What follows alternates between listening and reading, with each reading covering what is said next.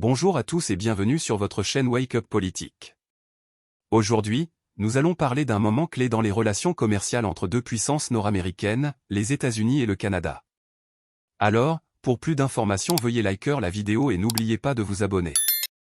L'ancien président Donald Trump a déclaré que les deux pays pourraient ne pas parvenir à un accord commercial, mettant ainsi en péril des décennies de coopération économique. Mais pourquoi cette déclaration ? Qu'est-ce que cela signifie pour l'avenir du commerce international? Restez avec moi, on décrypte tout ça.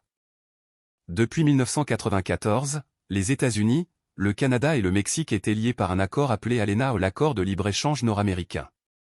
Cet accord visait à faciliter les échanges entre ces trois pays en éliminant les barrières douanières. Mais dès son arrivée au pouvoir en 2017, Donald Trump a critiqué l'ALENA, le qualifiant de désastre pour l'économie américaine. Selon lui, cet accord aurait causé la perte de nombreux emplois industriels aux États-Unis, notamment dans le secteur automobile. En 2018, Trump a donc lancé une renégociation de l'ALENA, menaçant même de se retirer complètement de l'accord si le Canada ne faisait pas assez de concessions.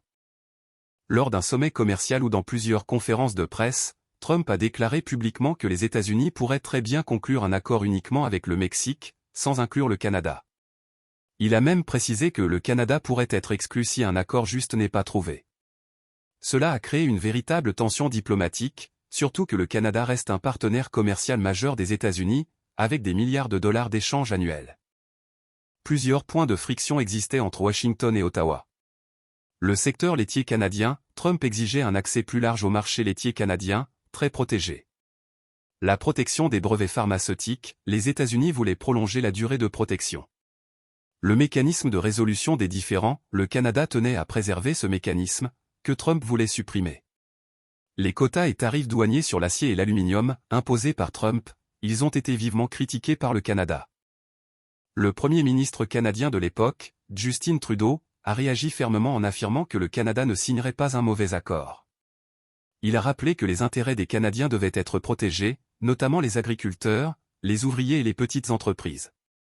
La ministre des Affaires étrangères, Chrystia Freeland, a aussi joué un rôle clé dans les négociations, tenant bon face aux pressions américaines. Finalement, après plusieurs mois de négociations intenses, un nouvel accord a été signé, l'AEOMC ou USMCA en anglais.